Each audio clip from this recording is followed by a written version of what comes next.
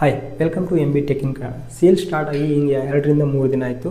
But ಈ ಸೇಲ್ಸಲ್ಲಿ ನಾನು notice ಮಾಡಿರುವಂಥ ಕೆಲವೊಂದಿಷ್ಟು ಪ್ರಾಬ್ಲಮ್ಸ್ ಆಗಲಿ, ಮನಿ ಲಾಸಸ್, ಪರ್ಸನ್ಸ್ಗಳ ಬಗ್ಗೆ ನೋಟಿಸ್ ಆಗಲಿ ನಾನು ಮಾಡಿರುವಂಥದ್ದನ್ನು ನಿಮ್ಮ ಮುಂದೆ ಹೇಳ್ತಾ ಇದ್ದೀನಿ. ಯಾಕಂದರೆ ಇನ್ನು ಮುಂದಾದರೂ ನಮ್ಮ ಸಬ್ಸ್ಕ್ರೈಬರ್ಸು, ನಮ್ಮ ಕರ್ನಾಟಕದ ಜನತೆ ಯಾವತ್ತೂ ಈ ಥರ ಸ್ವಲ್ಪನಾದರೂ ಮೋಸ ಹೋಗಬಾರ್ದು ಅನ್ನೋದು ನನ್ನ ಉದ್ದೇಶ. ತುಂಬ ಜನ ಸ್ವಲ್ಪ ಅಮೌಂಟ್ನ ಕೂಡಿಟ್ಟು ಒಂದು ಒಳ್ಳೆ ಮೊಬೈಲ್ ತೊಗೋಬೇಕಂತ ಸೇಲ್ಸ್ನಲ್ಲಿ ಕಾಯ್ಕೊಂಡು ಕೂತಿರ್ತಾರೆ. ಅದನ್ನು ಸ್ವಲ್ಪ ಜನ ಕ್ಯಾಶ್ ಮಾಡ್ಕೊತಿರ್ತಾರೆ. ಹಾಗಾಗಿ ವಿಡಿಯೋನ ಫುಲ್ ಮುಗಿದ ತನಕ ನೋಡಿದರೆ ನಿಮಗೊಂದು ಕ್ಲಾರಿಟಿ ಬರುತ್ತೆ, ಯಾವ ಥರ ಸ್ಕ್ಯಾಮ್ ನಡೆಯುತ್ತೆ, ಯಾವ ಥರ ನಾವು ಜಾಗೃತಿಯಿಂದ ಇರಬೇಕಂತ. ದಯವಿಟ್ಟು ವಿಡಿಯೋನ ಫುಲ್ ಮುಗಿದ ತನಕ ನೋಡಿ, ನಮ್ಮ ಚಾನಲ್ ಸಬ್ಸ್ಕ್ರೈಬ್ ಮಾಡ್ಕೊಂಡು ಸಪೋರ್ಟ್ ಮಾಡಿ. ನಂಬರ್ 1, ಬ್ಲ್ಯಾಕ್ ಮೆಂಬರ್ಶಿಪ್ ಕಾರ್ಡ್ದು ಸ್ಕ್ಯಾಮ್ ಅಂತ ಹೇಳ್ಬೋದು. ಈ ಬ್ಲ್ಯಾಕ್ ಮೆಂಬರ್ಶಿಪ್ ಕಾರ್ಡ್ನ ಎದಕ್ಕೆ ತೊಗೋತೀವಿ ನಾವು? ಒಂದು ಪ್ರಾಡಕ್ಟ್ನ ತೊಗೋಬೇಕಂದ್ರೆ ಒಂದಿನ ಸೇಲ್ ಅರ್ಲಿಯಾಗಿ ಸ್ಟಾರ್ಟ್ ಆಗಲಿ, ನಮಗೆ ಬೇಗ ಸಿಗಲಿ ಅಂತೇಳಿ ತೊಗೋತೀವಿ. ಈ ಕಾರ್ಡ್ ತೊಗೊಂಡಿಂದ ಒಂದು ಪ್ರಾಡಕ್ಟ್ನ ಬೈ ಮಾಡೋಕ್ಕೆ ಹೋದಾಗ ಆ ಪ್ರಾಡಕ್ಟು ನಮ್ಮ ಲೊಕೇಶನ್ಗೆ ಅವೈಲೇಬಲ್ ಇಲ್ಲ ಅಂದರೆ ನಿಮ್ಗೆ ಹೇಗಾಗತ್ತೆ? ಅದೇ ಥರ ಕೆಲವೊಂದಿಷ್ಟು ಪರ್ಸನ್ಗಳಿಗೆ ಆ ಥರ ಆಗಿರೋದ್ರಿಂದ ತುಂಬ ಜನ ಸಫರ್ ಆಗಿದ್ದಾರೆ. ಹಾಗಾಗಿ ಮೆಂಬರ್ಶಿಪ್ ಕಾರ್ಡ್ನ ತೊಗೊಳ್ಳುವಾಗ ಸ್ವಲ್ಪ ಹುಷಾರಾಗಿರಿ.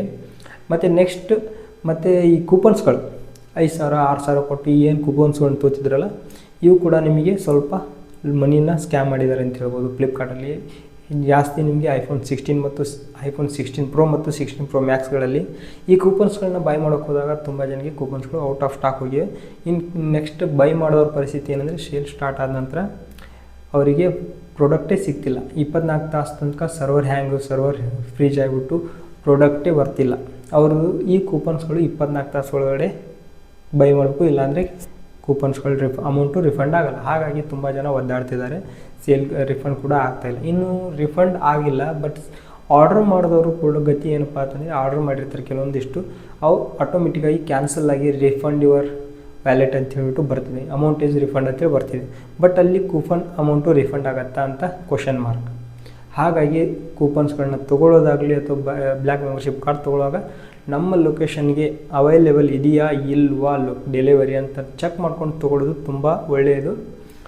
ಇದಿಲ್ಲ ನಾವು ಡೈರೆಕ್ಟಾಗಿ ತೊಗೊಂಡು ಆಮೇಲೆ ಸಫರ್ ಆಗೋಕ್ಕಿಂತ ಫಸ್ಟ್ಗೆ ಚೆಕ್ ಮಾಡ್ಕೊಳ್ಳೋದು ಬೆಸ್ಟ್ ಅಂತ ಹೇಳ್ಬೋದು.